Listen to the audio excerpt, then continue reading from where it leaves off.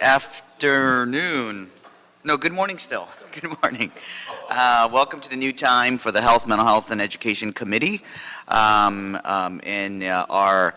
Councilmember Joe Buscaino will be joining us shortly. He's wrapping up in one of his other committee meetings. I think we've all shifted all the committee schedules, so we're all trying to get used to the new schedule. But so I'm going to call this meeting to order, and at this time, while we wait for the council member, we're going to take public comment. Wait, actually, could I take comment on all three, lump them all together? Yeah. And actually, I'm gonna, there are two speakers, Antonio Ramirez, for public comment, and for both items, I'll give you 3 minutes.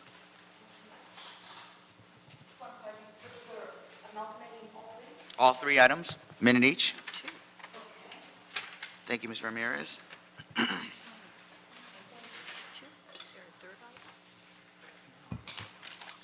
One moment, please. Let me just get some here. Okay. Okay. Oh, plus public comment. Oh, okay. Yeah. Okay. First, public comments. Thank you very much. As a homeless, gang-stalking victim of crime, what has affected my entire scope of existence, along with other homeless female victims, is that there are no laundry, storage, nor showers, nor bathrooms available in the downtown area, outside of the Skid Row area, that are safe, secure, sterilized, and hygienically clean, and our wetback, gang, drug, harassment, bullying-free environment. The Music Center Grand Park bathrooms in Block 1 and 4 are open from 5:30 a.m. to 10 p.m. They have a fairly good security outfit, but they still need to enforce the rule of law against gang stalkers, harassers and bullies and thieves by utilizing camera and video surveillance. Case in point, on Monday, 9/19/16, at about 9:30 p.m., I went into Block 4 bathroom, and there was what I thought a female in the stall 3. It turned out to be a male Latino in his 30s. I told him inside the female bathroom it was a female's bathroom, and he started laughing, shrugging it off as he walked out, not even washing his hands. So I told him he was a pussy, and what's the matter? Didn't he know how to read? Then the Music Center Grand Park bike security, Devin Taylor, came out from the green room and told me to be quiet, and I told him to do his job and not be a lazy ass, but to stand by the bathrooms in the AM and night prior to closing time. There are a lot of blacks and wetbacks and gangbangers, men, who enter the female bathroom all the time, yet there is incompetent idiot security Devon Taylor. Again, the security Devon Taylor has the bloody nerve to yell at me to be quiet. Hell no. We need tough-minded security officers that will not reward criminal assholes who break the law. Don't attack the victims or injured parties for standing up for what is right. And can you focus on item 1 and 2 now? Okay, I'm sorry. Thank you. Let me begin with number 1. Excuse me. Oh, I can't get it out here. Okay. This motion by both Councilman David Rue and Herb Wesson is a precursor to higher taxes, more wasteful and fraudulent spending, and all the while we have a homeless population of over 60,000 in LA County, which comprises middle-class America and our beloved United States military veterans who are suffering immensely from health, mental health, pain, anguish, and despair because of no public safety and housing crisis. Secondly, we have mayhem and violent, ugly, Chango Latino wetbacks and the gang epidemic. Yes, Los Angeles is under siege, thanks to the dishonorable Mayor Eric Garcetti and some council members, along with the wicked and corrupted reptilian lizards at the FBI, the CIA, the NSA, the Homeland Security, and the Secret Service, who have financially sponsored and subsidized all these ugly Latino Chango wetbacks and gang-banging domestic terrorists and enemy combatants who are pussies, pigs, and thieves. Therefore, Councilman Rule and Wesson, how the hell are you going to take the complex issue of health, safety that are impacted to I'm sorry, I'm rushing here. Health and safety impacts related to petroleum and natural gas affecting Los Angelinos when you can't even provide Los Angeles reasonable and adequate public safety, which has greatly diminished their health, mental health, and quality of life. Lastly, it seems to me that the ones who need re-educating are you collectively. Tackle the basics and you will master the greatest societal burdens. Thank you. And I believe this is Mr. Wayne Spindler. Did you sign up? I'm sorry? You could come on up. No. Mr. Spindler, 3 minutes. Minute for item 1, minute for item 2, and a minute for public comment. Would you like to start with item 1 or public comment? I'll start up with 1. Yeah. The good old days when you used to give me 2 minutes of general public comment. So we need a comprehensive review of the health and safety impacts of natural petroleum and gas. All you need is the internet. All you have to do is Google safety impacts related to petroleum, and all that data is available for free. It's all available. You don't have to spend a goddamn dime. It's been provided by the EPA. It's been provided by Cal OSHA. All of these studies have been provided for. Everything about petroleum, natural gas, health and safety impacts, it's already out there. You do not have to spend a dime of taxpayer city money on this project. Vote no on this waste, absolute waste of fucking money. This is atrocious.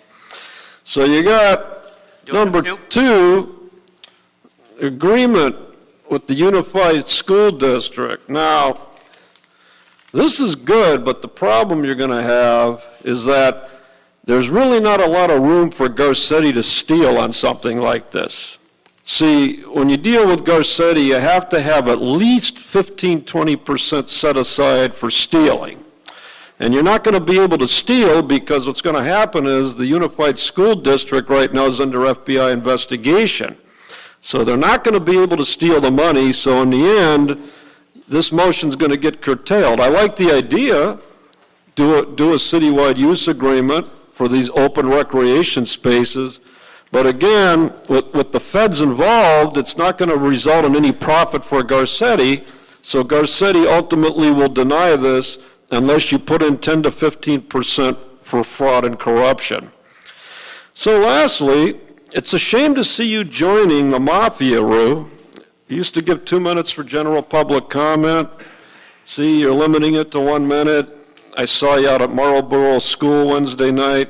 You're starting to play their game a little too much. And that's not why we put you in there. That's not why I went out to hundreds of people and said to vote against Carolyn Ramsey. And that's the reason why we didn't want Carolyn Ramsey. We wanted a new leader. And you're starting to play their game. Health education, please. You're starting to play their game by cutting me off and cutting me down to 1 minute. You're starting to join the mafia. And you can't do that. And the reason you can't do that is because the LA Times has a large file of dirt on you, and they're going to start releasing it. So come back to the people or wind up like one of these fucking robots that you see that's not even here and gives a shit about the city. Come back to us. Thank you, Mr. Spindler, for keeping to the time. Appreciate that. And for item number, let me open up item number 1 first. Thank you, though. I would like to now move to item number 1 on the agenda. Mr. CLA, can you read in item number 1, please? Item number 1 is motion Rue Wesson et al. Relative to the need for a comprehensive review of the health and safety impacts related to petroleum, natural gas, and other similar activities and operations within the purview and oversight of the City of Los Angeles. This matter was also referred to the Public Safety Committee. Thank you, Mr. CLA. And this motion was the one co-sponsored by myself and the President of the Council to request our Health Commission to look into the health and safety impacts of petroleum and natural gas pipelines and wells in our city. The Health Commission has already begun to start looking into the issue, and today we are formally asking the relevant city departments to work with them. And before I invite the representatives from the city departments, we do have one comment card. So if you don't mind, I'd like to take Miss Sakia Hampton up for a minute. Good morning, committee. My name is Sakia Hampton, and this comment or this topic became relevant to me about 2 days ago. I'm currently staying in a shelter, and a lot of the people in the community are not necessarily concerned with the pipeline issues, but gas emissions in general. And a lot of their concern is coming from a lot of the activity in the air, as far as different airplanes, military planes that are consistently flying over the city. And a lot of people believe that that a lot of pollution is coming from these airplanes. And so what I was wondering is, what is the city doing to reassure the citizens that their health is important, their respiratory health, and that these airplanes are not, contaminating our environment more, more than air traffic already does. And also, is it okay to go ahead and... No, I'm sorry, Ms. Hampton. I gave everybody else a minute. I have to be fair. But thank you so much for your comments. And actually, this is a great segue, because now I'd like to call up representatives from the Board of Public Works, Department of Transportation, the CAO, and the Health Commission, if they're here, to come up to the table. And I know one of you have to go to another committee meeting.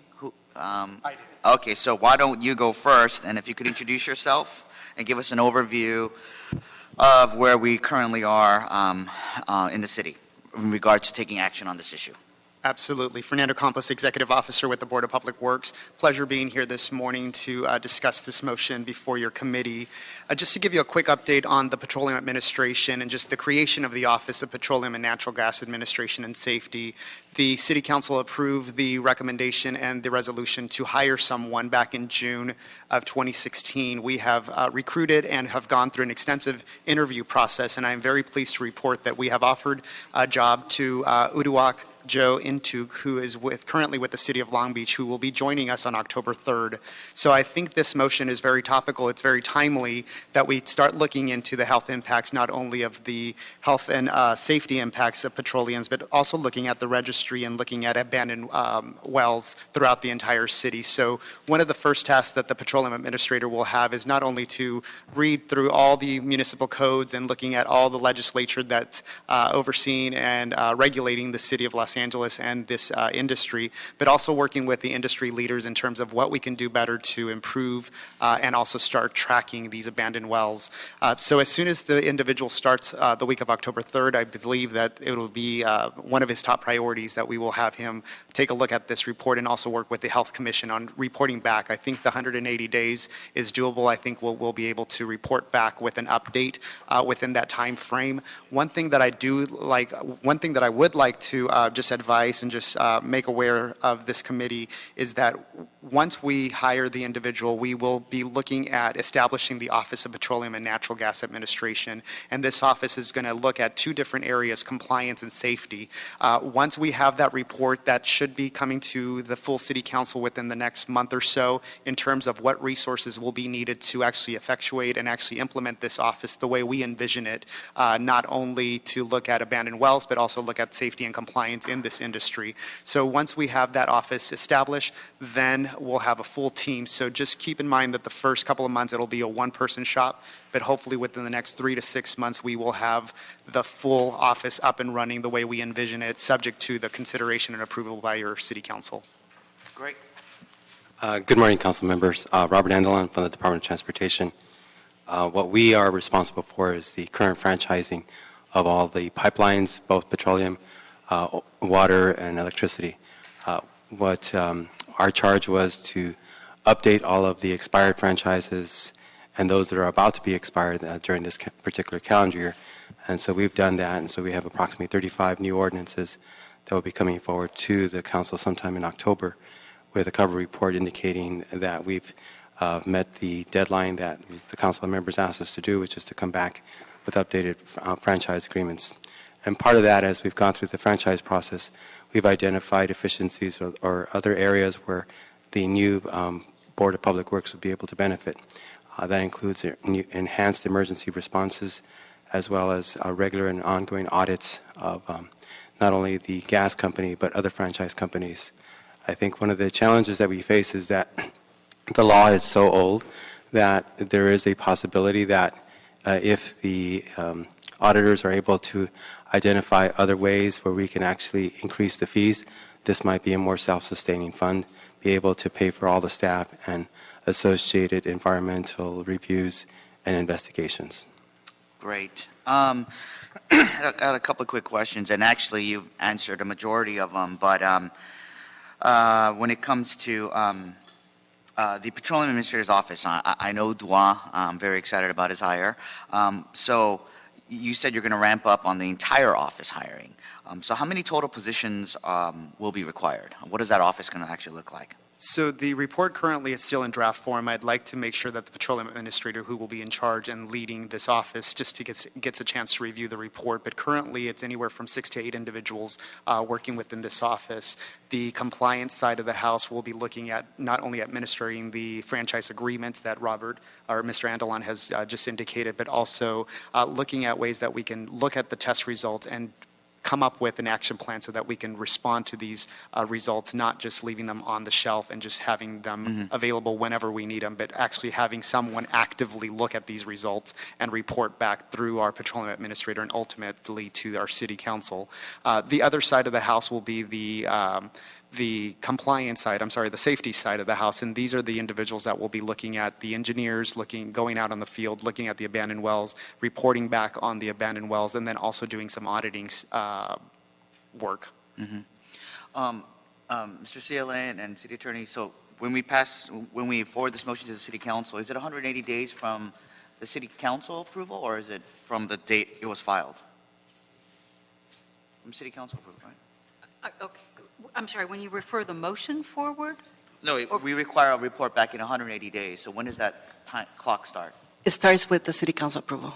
Oh, okay, great. Right. So, and Mr. So I think this motion is extremely timely, and not only looking at establishing the Office of Petroleum and Natural Gas Administration, but also the report back that we have on franchise, and then also looking at ways that we can leverage some of the revenues that the City of Los Angeles is receiving, and then funding this office and this function its entirety, and then looking at this issue at the same time. So it'll be extremely timely right now with the Petroleum Administrator. Great. And I know no one from the Health Commission is here, right?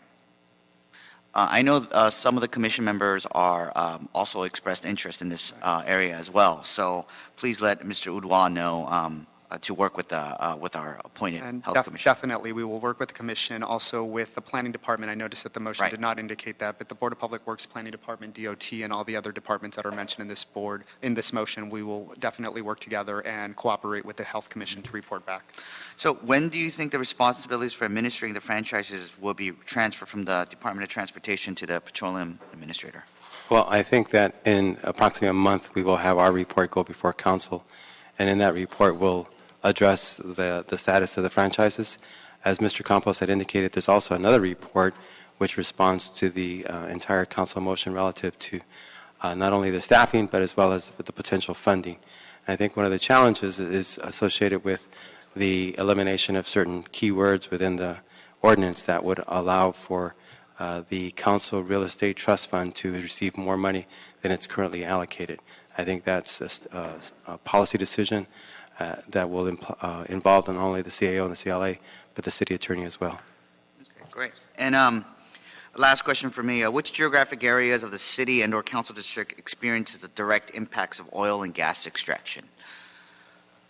I think that there's a number of pipelines under CD15, but I think the other aspect that you need to look at is that within the planning department, they've done a comprehensive review of the gas wells that exist throughout the without Los Angeles, and most of them appear to be in CD 8, 9, and 10. I think that's where you'll see a lot of wells, open wells. There is some, but not as many as you'll see in that particular area. Right. Yeah, and I know Councilmember Buscaino was very interested in this issue as well. And is he not going to be able to make it? He's stuck. Okay, he's stuck in committee, but I know the report's going to come back, and I know he's very much looking forward to the report as well because of the impact in his district. And yeah, we look forward to working with the City Health Commission to ensure that all the information is presented to you in a full and forthright manner. Great. So is he going to be able to make it, or should we just receive it? Okay. So can we hold this to see if the council member, Joe Buscaino, makes it before the meeting ends, and then we could pass it then? Yes, you can. Perfect. Thank you. Thank you. Appreciate Thank you. that. Okay. Item number 2. Comments for item number 1 is already fulfilled. So item number 2, Mr. CLA, can you read that in? Item number 2 is a motion Rue Price relative to the feasibility of setting aside future parcel tax funding to support a citywide joint use agreement with the Los Angeles Unified School District for open and recreational space. Okay, great. Thank you. Thank you, Mr. CLA. And, and Los Angeles voters will have many exciting choices on the ballot this November.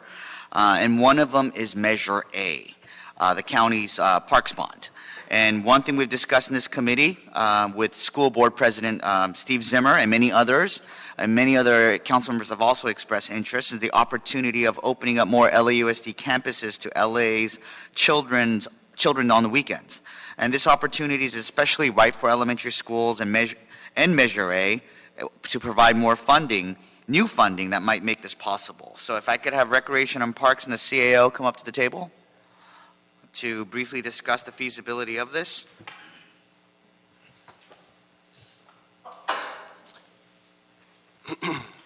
Good morning, Council Member Rue. Matt Rudnick with the Department of Recreation and Parks.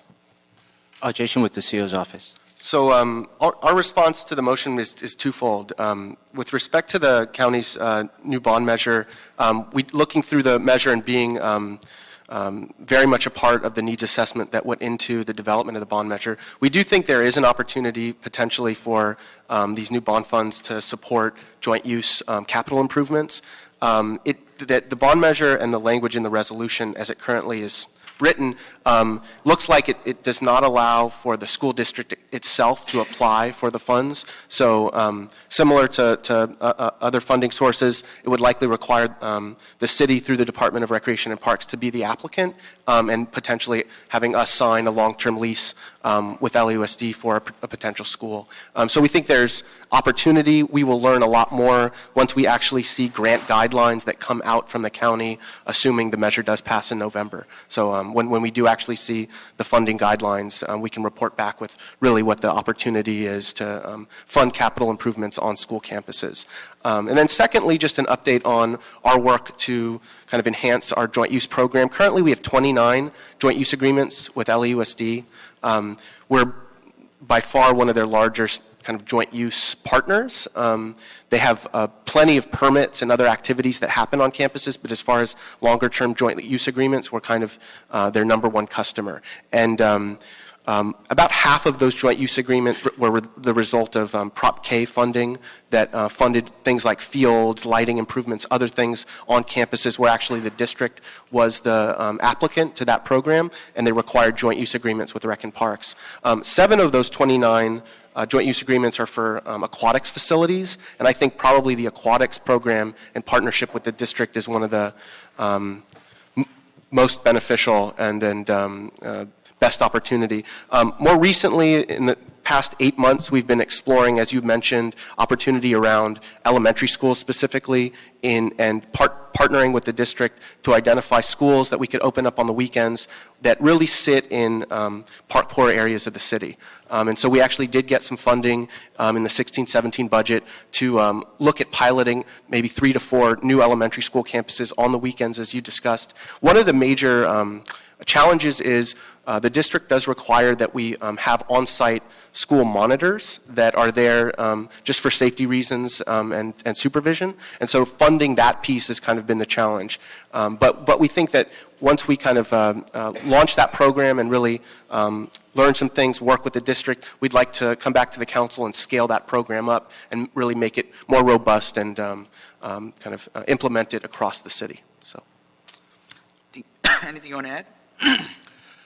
Thank you. Basically, the Measure A needs to be approved before we can take a look at what the different guidelines are. And like Matthew said, at this point, we're not quite clear how much of it is capital and how much of operational use will be allowed. So once it's passed and the county provides us with the guidelines, we'll look at it together and then report back to you. Great. And, I think you answered almost all of my questions, but just to reiterate for Councilmember Buscaino, who I know is very interested in this opportunity as well. For Measure A, currently the way it's written, this LAUSD can't apply directly, but they can apply by applying through us, Recreation and Parks, which could be used for joint use opportunities. That's great. And my other question was going to be about the city using previous parcel tax funding for joint use. And you said we currently have 29 joint use agreements with LAUSD, and half of them were funded by Prop K. So that's great to know that's already been done. And wanted to ask, which geographic areas of the city are being prioritized for new parklands? And what type of parks do you think are going to be built? Sure. So we actually, what we did was we have a pretty robust GIS system, like just a mapping system, and we looked at the entire city. And what we did was we overlaid data in the GIS system to look at what parts of the city do we have really low park access, meaning what parts of the city can a resident not walk to a park within a half-mile distance, and that's a pretty standard measure of park access. I'd see, some of the parts of the city, highly dense areas that don't have a lot of park space. So parts of Koreatown, some parts of the Valley, South LA. There's a big part of kind of the Florence Graham area of South LA that has gaps. But we ran that analysis citywide, and you'd be surprised. There's pretty much park gaps area in almost all council districts, and some more than others, but we just kind of did that analysis and looked, and so we'd be really making an investment early on the places that have the highest need as far as park gaps. But I think there's parts on the west side, areas of Councilman Buscaino's district that actually do not have adequate park space, and so we're going to be kind of prioritizing based on need. Great. I mean, this is an amazing opportunity. I mean, especially for joint use, it could be very cost effective because there's already existing space and playgrounds or facilities, and also, of course, in relation to building a brand new park, which could take with all the planning issues that go into it and all the costs, it could be much labor intensive and time intensive, and this we could almost set up immediately. So this is a tremendous opportunity for us with Measure A, which is why I wanted to bring it to this committee. And Councilor Buscaino? Yeah, thank you for your leadership on this, Mr. Chairman. I know in my experience, and thank you for your presentation, Matt, I appreciate it. In my experience growing up in the city in San Pedro, I mean, especially during winter break and spring break and summer break, I mean, my mom would pack a lunch and I'd just go straight to Leland Elementary School right up the street. And if it wasn't Leland Elementary School, it was the San Pedro Boys and Girls Club. And, these school communities, as we call it, makes up the fabric of a neighborhood. And it's so disappointing to see these schools shut down when the kids are at home without an opportunity to go out and explore and play on a vacant playground. So I think, number one, we have to get Prop A passed, and I'm really pleased with the leadership taken by our chairman here to look at ways to create some long-term plan on these types of joint use agreements with the LA Unified School District. And these joint use agreements, they work. As you mentioned, the aquatics, and we experienced this last summer. If it wasn't for Dr. Vladovic's leadership, our school board member, and Mike Scholl coming to an agreement to use the John Olguin pool, we wouldn't have an opportunity to have our families swim during the summertime in the southern part of the city.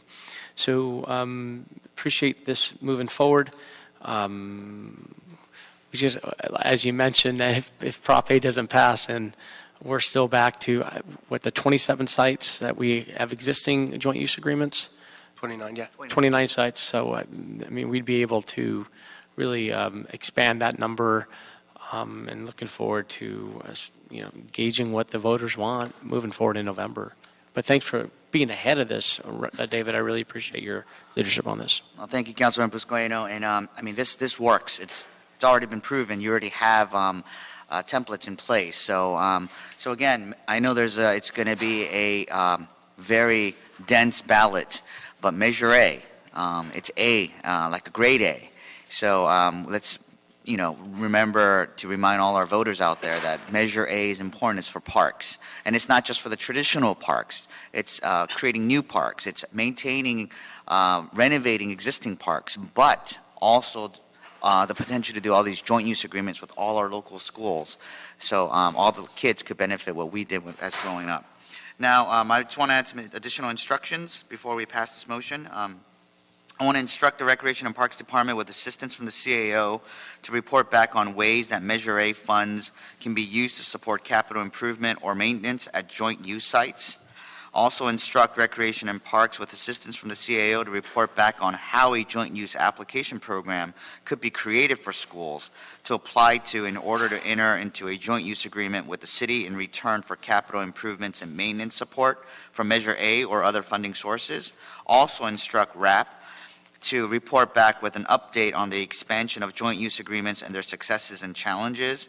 And lastly, instruct the department to report back within 30 days from November 8th on these instructions if Measure A passes. If I get a second on this? Yes, second. Passed. Thank you very much. Appreciate that. Approve as amended. Yes, approve as amended. Thank you. Thank you. And now that we have Councilmember Joe Buscaino join us, and we're on a new. I was telling everyone that we're on a new committee schedule, so we're all trying to get adjust. I want to reopen up item number 1 and take a vote on that. But before I do, Susie Shannon, our president of our Health Commission, who wasn't able to join us earlier, is here, and I want to give her some time. Can I, as our commissioner, can I give her extra time? Okay, so this was an issue that our departments presented on, and they had to leave early, so we had to let them go first. But I knew you also expressed, the commission also expressed interest, and I wanted to give you some time to. Great, thank you. I'm sorry I'm late. I didn't find out about this meeting until Friday and had a meeting this morning that I couldn't cancel, but I did try to hurry it along. So we saw the original motion that went through council, and at that point we created a subcommittee on petroleum and gas just to look into health impacts. At this point, we have sort of moved along a little bit. We now have an inventory of all the wells that are in the city of Los Angeles. We have the age of the wells, the spud date, which is the date in which they began to drill at that particular site. And so we're looking sort of at the age of the infrastructure, and now we've moved on to looking at the history of leaks within the specific wells, and looking at inventory of, which we don't have right now, of abandoned well sites. So that would give you sort of an idea of where we're at. Great, and thank you so much. And in the presentation, I'm sure you've heard the City of LA recently hired Mr. Udois. Udak. Udois. Joe. Joe, we call him Joe. And he'll start October 3rd. And following that, there's going to be a more robust department that focuses on compliance and safety, 2 separate divisions. So, I made sure to let the departments know that not only will he be working with several various departments, but also to work with the Health Commission. So there is some more capacity and share information. And I know I did express earlier that this is a tremendous importance to you, especially since CD15 is so impacted. But luckily, there will be a report, and we will have another time to question. But I wanted to open up the floor. Yeah, again, thank you, Mr. Chairman, for your leadership on this. As you know, we are home to the largest number of refineries in the city of Los Angeles. And I know this motion before us will work well in concert with the motion and the approval of the motion that we asked for all above-ground storage facilities down at the port. As you know, we are a very industrial port, and a high number of LPG tanks, a number of marine oil terminals in and around the Port of Los Angeles area. So happy to see this comprehensive review, and I'm happy to see it's also going to public safety so we can fold in our fire department and make sure that they have a seat at the table when looking at all of these facilities to ensuring that we, demand safety at these terminals and these sites throughout the city of Los Angeles. And this is also important to me. I'll put on my AQMD hat as a governing board member. We are also holding these types of sites accountable throughout the city of Los Angeles, throughout the South Coast region as well. So this will help us, again, help fulfill that mission of ensuring that our residents are safe. Thank you so much. Thank you, Councilmember Buscaino, on your leadership and everything that you do in the port area. Did you want to? Yeah, if I could add just one more thing. So I know that the motion is for a comprehensive report, which is fine, and we can provide that. But I would like to speak to data sharing. So as we're getting some of the data in, I think we'd like to share that with your committee prior to the actual report coming out, because there may be things that other departments are working on or that your committee is working on, and I would hate for that to be duplicative in the city and taking up staff time when we already have some of the data.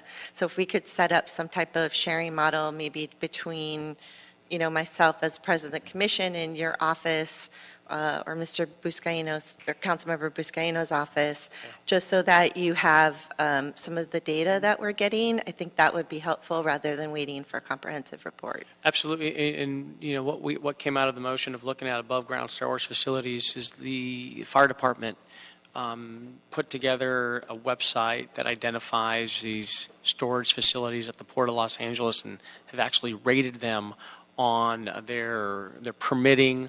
And that's the type of data I believe that we need to share moving forward, not only at the port, but throughout these sites throughout the city of Los Angeles. Yes, and thank you, Ms. Shannon. I made that very clear to departments. Actually, Department of Transportation is still here behind you if you want to say hello. But yes, that is something that we wanted to make sure, and they're also including the planning department as well. So come October 3rd, once we have our petroleum administrator in place, we're hoping he would be able to bring all this together. So thank you. Thank you. Thank you. And seeing no objections, we'll move that unanimously. And got one last public comment card that came in late, but I'd like for Ms. Sakia Hampton. Good morning again. This comment will be very brief. Thank you for the Department of Public Transportation for being here. Quick comment, mental health. I spoke with someone who was dealing with some identity theft issues, and specifically in the Department of Mental Health, where someone was possibly diagnosed under their name and they're dealing with like a cleanup process. They went through, all sort of problems to try to remove this stigma from their name. And so they were just kind of wondering, what is the city doing to sort of monitor? I don't know if it would be the Department of Mental Health or the specific professionals who are identifying these people and I guess not providing accurate information. And so a lot of people are concerned about, identity theft and mental health. And so we were just wondering what the city is doing to monitor that process. Thank you. My staff could talk to you afterwards, after we close the meeting, but thank you. And this is there's no other business before us, but before I adjourn, I just want to remind everyone this is a brand new time for our committee. It's the second and fourth Mondays at 10:30 a.m. And this will allow us more robust time, more robust discussion in the committee since we're not constrained by the 10 a.m. hour by council as we used to be. So seeing no business before us, the meeting is adjourned, and thank you to the departments and everyone who attended.